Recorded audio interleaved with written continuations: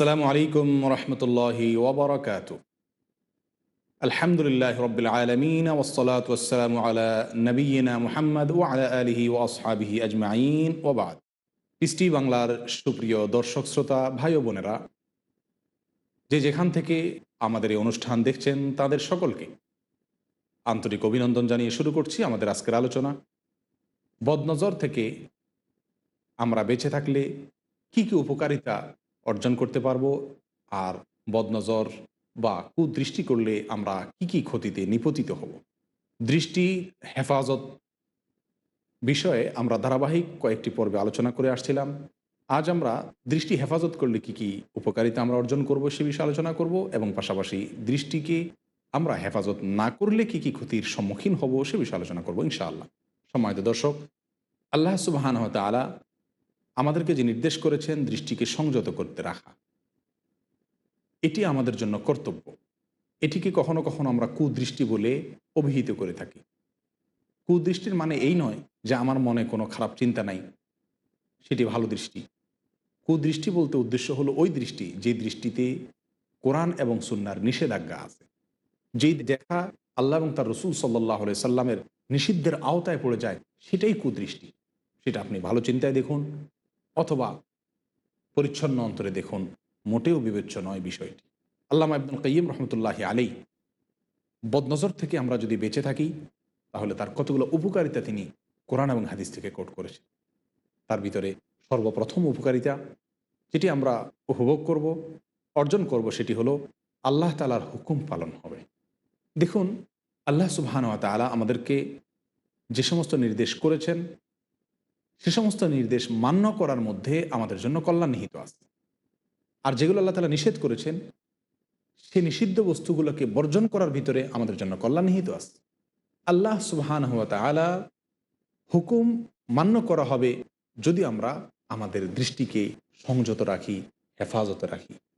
দৃষ্টিকে হেফাজত করার মাধ্যমে আমি সর্বপ্রথম যে প্রাপ্তিটা আমার সেটি হলো আল্লাহ সুবহানাহু ওয়া তাআলার নির্দেশ পালন হয়ে যাবে।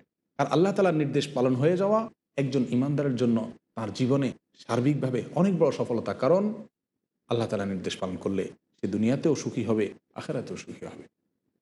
আল্লাহ তাআলা তার জন্য দুনিয়াতেও কল্যাণ রেখেছেন, আখিরাতেও কল্যাণ রেখেছেন। সময়ত শুধু আমাদের নজর বা দৃষ্টিকে আমরা যদি হেফাজত করি, তার দ্বিতীয় উপকারিতা হলো এর মাধ্যমে আমরা জান্নাত লাভ করতে পারব। সম্মানিত দর্শক, এই হাদিসটি থেকে আমরা বুঝতে পারলাম কুদৃষ্টি থেকে আমরা হেফাজতে থাকলে, আমরা বদনজর না করলে তার অন্যতম একটি উপকারিতা হলো আমরা শর্টকাটে, সরলে, সোজা পথে আমরা জান্নাতে যেতে পারব। বদনজর থেকে আমরা হেফাজতে থাকতে পারলে, নিজেদেরকে আত্মরক্ষা করতে পারলে খুব শর্ট রাস্তায় আমরা জান্নাতে যেতে পারবো। রাসূল সাল্লাল্লাহু আলাইহি সাল্লাম আমাদের জান্নাতের দায়িত্ব নিচ্ছেন এই কাজগুলো করলে, তার ভিতরে কুদৃষ্টি থেকে নিজেকে রক্ষা করতে পারলে।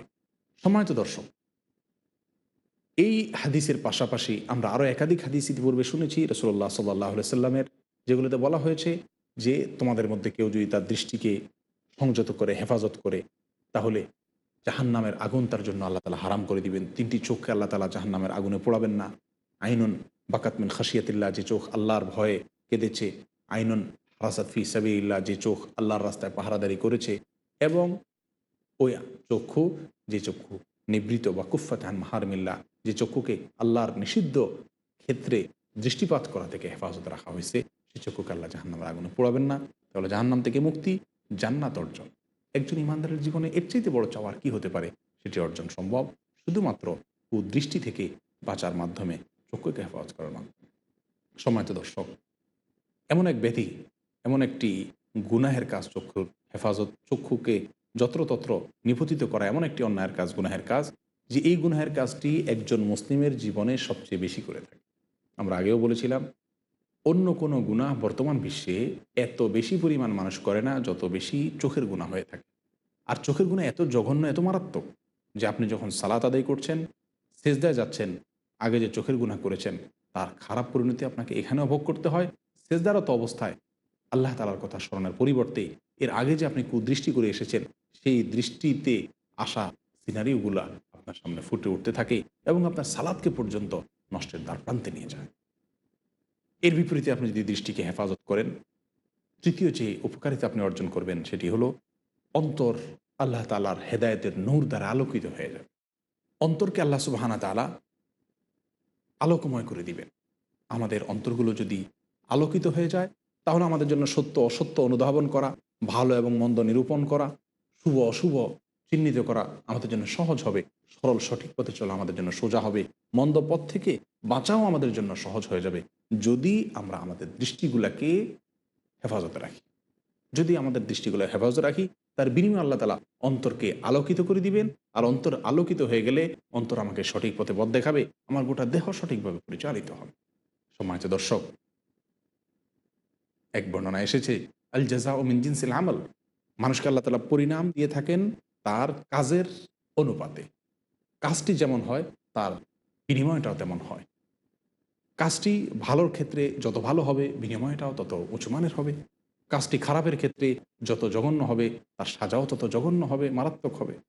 ঠিক একইভাবে কাজটি যে প্রকৃতির হবে, তার পুরস্কার বা তিরস্কারও সে প্রকৃতির হবে। চোখকে যখন মানুষ হেফাজত করে, আল্লাহ সুবহানাহু ওয়া তাআলা তার বিনিময়ে অন্তর্চক্ষুকে মানুষ খুলে দেন। আপনি যখন এই চক্ষুকে বন্ধ করলেন আল্লাহর জন্য, আল্লাহর ভয়ে, আল্লাহ তাআলা আপনার অন্তর্চক্ষুকে খুলে দিবেন, আলোকময় করে দিবেন। এই জন্যই দৃষ্টিশক্তিকে মানুষের নজরের হেফাজত বা দৃষ্টির হেফাজত প্রসঙ্গে আল্লাহ কোরআনে কারিমে আলোচনা করার পরেই যে আয়াতটি উল্লেখ করেছেন সেটি হলো আল্লাহ নূরুস সামাওয়াতি ওয়াল আরদ। আল্লাহ তাআলা হলেন আসমান এবং জমিনের নূর। সূরা নূরের এই আয়াতের ঠিক আগ মুহূর্তেই আল্লাহ তাআলা দৃষ্টিকে হেফাজত করা সম্পর্কে আলোচনা করেছেন। তাহলে আমরা বুঝতে পারলাম, দৃষ্টিকে হেফাজত করলে আরেকটি অন্যতম উপকারিতা হলো আমাদের অন্তরগুলো আলোকিত হয়ে যাবে। সম্মানিত সুধী, কেউ যদি বদনজর করে, চোখ দ্বারা আল্লাহ তাআলা যে সমস্ত ক্ষেত্রে দেখতে নিষেধ করেছেন সেগুলোকে উপেক্ষা করে সে দেখে, সাময়িক সে শান্তি পাবে, কিন্তু তার অন্তর অন্ধকার হয়ে যাবে এবং সে জাহান্নামে নিপতিত হবে। আমরা একটা উপমা দিয়ে বুঝতে পারি। কোনো চিকিৎসক যদি আমাদেরকে বলে দেন যে কিছু দিনের জন্য আপনি চোখের উপরে পট্টি বেঁধে দেন, দিয়ে বলেন যে চোখটা অপারেশন হয়েছে, আপনাকে কিছুদিন দেখা থেকে নিবৃত থাকতে হবে। আমরা যদি চিকিৎসকের কথা অনুযায়ী আমাদের এই দেখা থেকে আমরা নিবৃত থাকি নিজেকে, এবং কিছুদিনের জন্য যদি আমরা না দেখি, ধৈর্য ধারণ করি, তাহলে সারা জীবন আমার চোখ দিয়ে দেখার সুযোগ আমার সামনে চলে আসবে। গোটা দিগন্তকে আমি সারা জীবনভর দেখতে পারবো। আর এর বিপরীতে আমি যদি মনে করি আমার চোখ, ডাক্তার আমাকে নিষেধ করার কে, তার কথা কেন আমি দেখব না, আর না দেখে কি থাকা যায় এত সুন্দর জিনিস। আমি যদি চোখের সে পট্টি সরিয়ে অপারেশনের সে চোখ দিয়ে দেখার চেষ্টা করি, হয়তো আমি হালকা ঝাপসা ঝুপসা কিছু দেখব, কিন্তু সারা জীবনের জন্য আমার অন্ধ হয়ে যাওয়ার একটি কারণ হয়ে দাঁড়াবে আমার এই নির্বোধের মতো কাজটি। ঠিক একইভাবে আল্লাহ সুবহানাহু ওয়া তাআলার ভয়ে, তাঁর নির্দেশে যারা নিজেদের চক্ষুকে হেফাজত করবেন, সংযত করবেন, নিষিদ্ধ ক্ষেত্রে ব্যবহার করবেন না, আল্লাহ সুবহানাহু ওয়া তাআলা তাদের অন্তর্চক্ষুকে খুলে দিবেন। তারা আজীবনের জন্য দেখতে পারবে এবং মৃত্যুর পর জান্নাতে তাদেরকে দেখার যে দুয়ার আল্লাহ তাআলা খুলে দিবেন, সেখানে আর কোনো বাদ থাকবে না, বাধা থাকবে না, নিষিদ্ধের কোনো আওতা থাকবে না। অতএব আসুন, চক্ষুকে হেফাজত করে আমরা অনন্ত অসীমকাল দেখার রাস্তা খুলে নেই। চক্ষুকে হেফাজত করে আমরা চোখকে বন্ধ করি, কিন্তু অন্তর্চক্ষু খোলার এক উপায় আমরা এখান থেকে অর্জন করে নেই। চক্ষুকে হেফাজত করলে আরেকটি উপকারিতা আমরা অর্জন করব, সেটা হলো আমাদের বিবেক, বুদ্ধি বৃদ্ধি পাবে।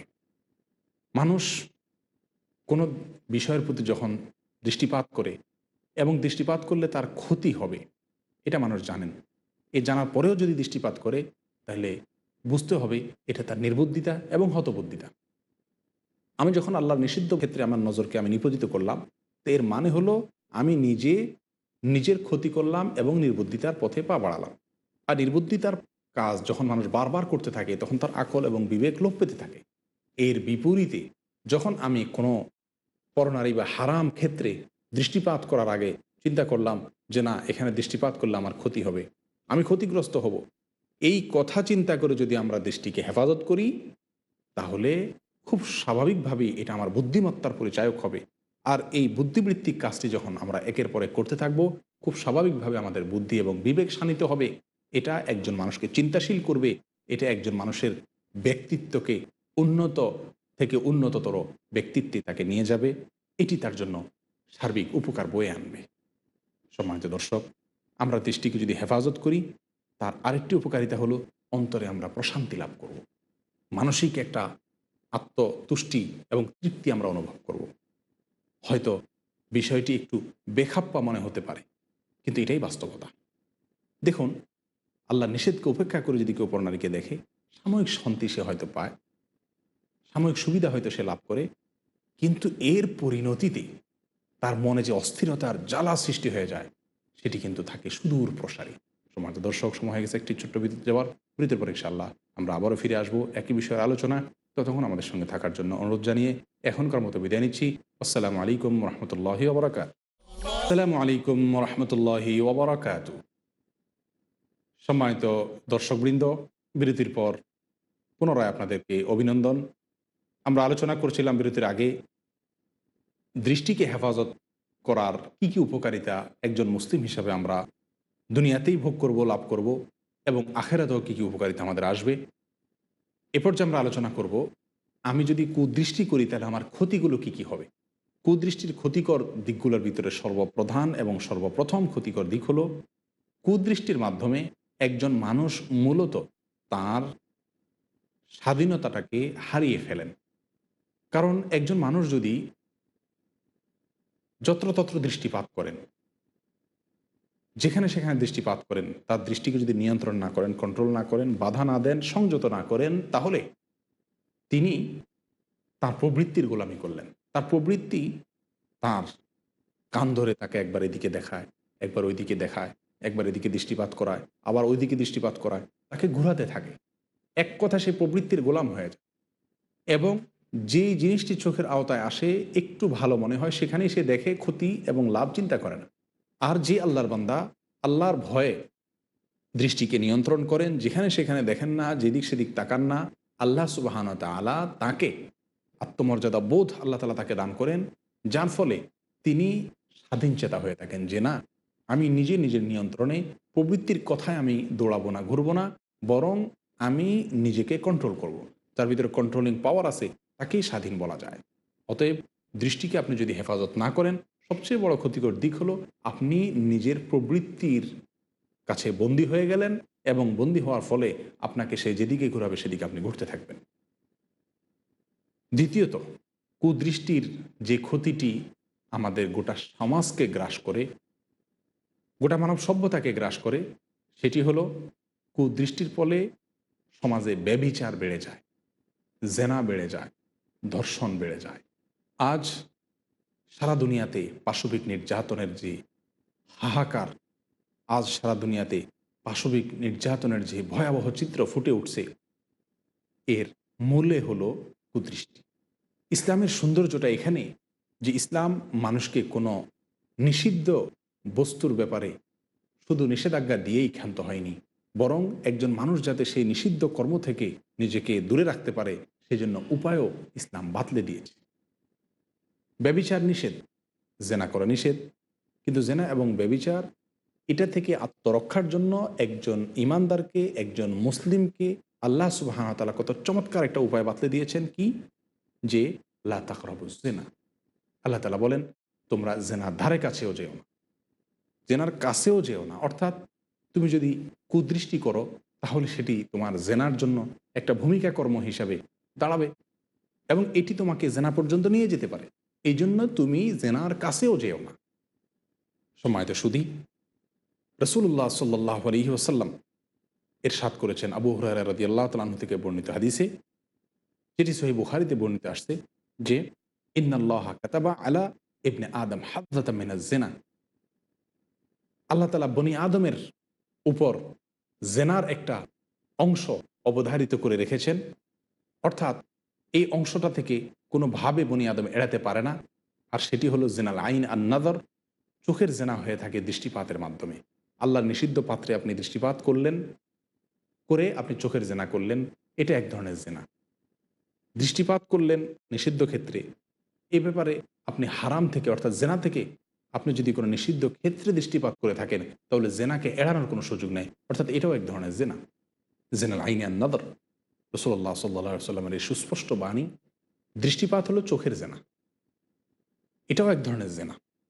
অতএব এই জেনা আস্তে আস্তে আস্তে আস্তে মানুষকে চূড়ান্ত জেনার দিকে নিয়ে যায়। এবং চূড়ান্ত জেনার দিকে যখন নিয়ে যায় তখন মানুষ আর চাইলেও অনেক সময় বাঁচতে পারে না।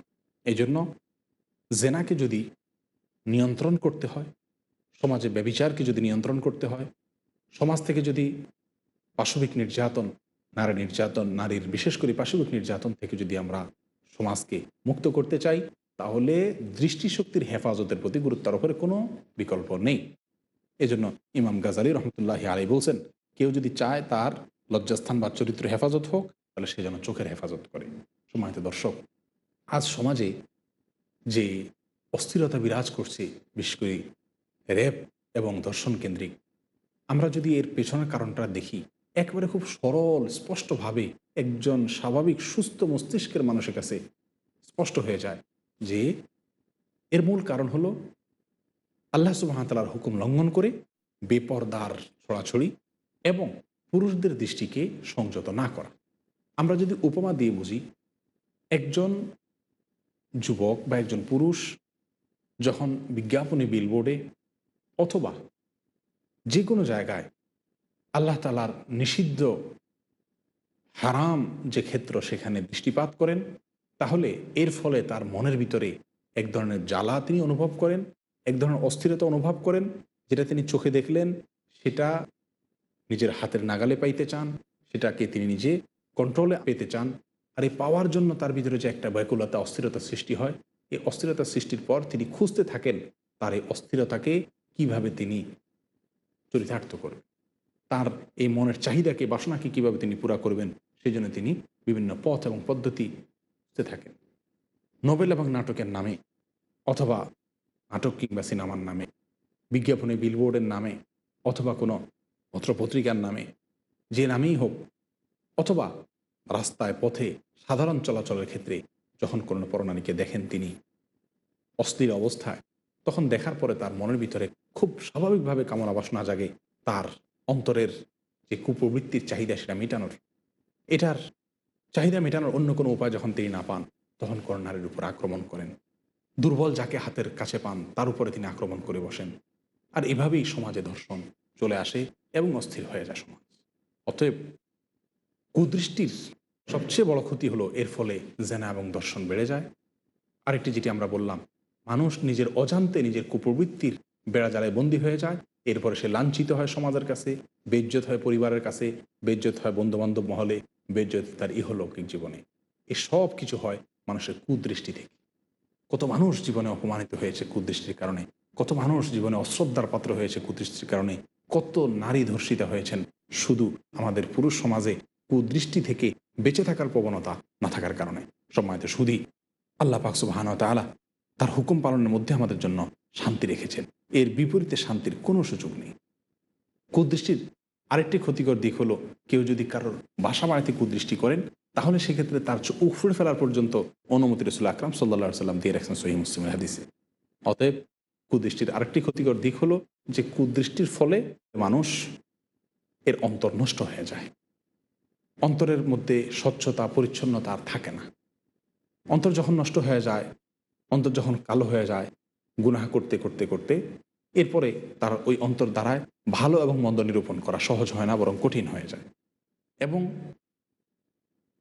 রাসূলুল্লাহ সাল্লাল্লাহু আলাইহি ওয়াসাল্লামের সে হাদিস আমরা এক্ষেত্রে স্মরণ করতে পারি যে তিনি বলেছেন, আলা ইন্না ফিল জাসাদি মুযগাহ, মানুষের শরীরে একটি গোশতের টুকরা আছে, যখন সেটা সুস্থ হয়ে যায় গোটা দেহ সুস্থ হয়ে যায়। ওয়াইজা ফাসাদাত ফাসাদাল জাসাদু কুল্লু, আর যখন সেটা অসুস্থ হয়ে যায় গোটা দেহ অসুস্থ হয়ে যায়। অর্থাৎ সেটিকে রাসূল আকরাম সাল্লাল্লাহু আলাইহি ওয়াসাল্লাম বলেছেন, আলা ওয়াহিয়াল কলব, সেটি হলো মানুষের অন্তর। আর এই অন্তর যদি অসুস্থ হয়ে যায়, তাহলে আমাদের গোটা দেহ অসুস্থ হয়ে যাবে। গোটা দেহ থেকে শুধু গুনাহ এবং গুনাহ আসতে থাকবে। যদি অন্তর রোগাক্রান্ত হয়ে যায়, অন্তর যদি নষ্ট হয়ে যায়, ভালো মন্দ নিরূপণের ক্ষমতা হারিয়ে ফেলে, আর সেটি হবে মানুষের কুদৃষ্টির ফলে। সম্মানিত দর্শক, কুদৃষ্টির ফলে আরেকটি বড় হলো মানসিক যন্ত্রণা শুরু হয়ে যায়। মানুষ তার মানসিক শান্তি, স্থিরতা, এটা আমাদের মানুষ হিসেবে সকলে আমরা কামনা করি। কিন্তু কুদৃষ্টির ফলে যেটি হয় সেটি হলো আমাদের অন্তরের ভিতরে এক ধরনের জ্বালা, যন্ত্রণা, অস্থিরতার সৃষ্টি হয়ে যায়। আমাদের নবী হযরত ইউসুফ আলাইহিস সালাম প্রসঙ্গে কোরআনে কারিমে যে বিশাল ঘটনা আল্লাহ তাআলা উল্লেখ করেছেন, যে ইমরাতুল আজিজ তথা মিশরের তখনকার শাসকের স্ত্রী যখন ইউসুফ আলাইহিস সালামকে দেখলেন, তখনই কিন্তু তার মনের ভিতরে অস্থিরতা শুরু হলো। এবং তিনি ওই দেখা থেকে এতটাই অস্থির হয়ে গেলেন মানসিকভাবে যে সেখান থেকে জঘন্য কর্ম অর্থাৎ ইউসুফ আলাইসাল্লামকে অপকর্মের আহ্বান এবং তার উপরে অপবাদ দিতে পর্যন্ত কুণ্ঠাবোধ করলেন না। এ সব কিছু হয়েছে কিন্তু কুদৃষ্টির ফলে। অতএব আসুন আমাদের নজরগুলোকে হেফাজত করি, কুদৃষ্টি থেকে বেঁচে দৃষ্টিকে হেফাজত করে আমাদের ইমানগুলোকে তারতাজা রাখি, মনস্পটকে আমরা পরিচ্ছন্ন রাখি এবং কুদৃষ্টি করার মাধ্যমে আমাদের অন্তরগুলোকে নোংরা করা থেকে আমরা হেফাজতে থাকি। আল্লাহ সুবহানাহু ওয়া তাআলা আমাদের সকলকে আমাদের জীবনের অত্যন্ত গুরুত্বপূর্ণ এই আমলটি গুরুত্বের সাথে সম্পাদন করার তৌফিক দান করেন, যে আমলটি, যে গুনাহের কাজটি, কুদৃষ্টি যে আমরা যে গুনাহের কাজটি প্রতিদিন শত সহস্রবার করে থাকি, যে গুনাহের ক্ষতি আমি সালাতে থাকলেও আমাকে পোহাতে হয়, সেজদায় থাকলেও কুদৃষ্টির পরিণতি আমাকে ভোগ করতে হয়, মনের ভিতরে সেই বাজে চিন্তা চলে আসে যে কুদৃষ্টি আমার দুনিয়াকে ধ্বংস করে, আমার আখিরাতকে ধ্বংস করে, আমাদের সামাজিক স্থিতিশীলতাকে নষ্ট করে। আসুন সেই কুদৃষ্টি থেকে নিজেরা বাঁচি। কিভাবে আমরা কুদৃষ্টি থেকে বাঁচতে পারবো, কী কী আমাদের করা দরকার, এ বিষয়ে আরও কিছু আলোচনা ইনশাআল্লাহ পরবর্তী কোনো পর্বে আমরা করব। আল্লাহ তাআলা আপনাদের সকলকে সুস্থ রাখুন, স্বাভাবিক রাখুন, এই কামনা আল্লাহ সুবহানাহু ওয়া তাআলার দরবারে আজ আমাদের সঙ্গে সঙ্গ দেওয়ার জন্য আপনাদের সকলকে আন্তরিকভাবে মোবারকবাদ জানিয়ে, আপনাদের প্রতি কৃতজ্ঞতা জানিয়ে আজকের মতো এখানে বিদায় নিচ্ছি। সুবহানাকাল্লাহুম্মা ওয়া বিহামদিকা আশহাদু আল্লা ইলাহা ইল্লা আনতা আস্তাগফিরুকা ওয়া আতুবু ইলাইক। ওয়াসসালামু আলাইকুম ওয়া রাহমাতুল্লাহি ওয়া বারাকাতুহু।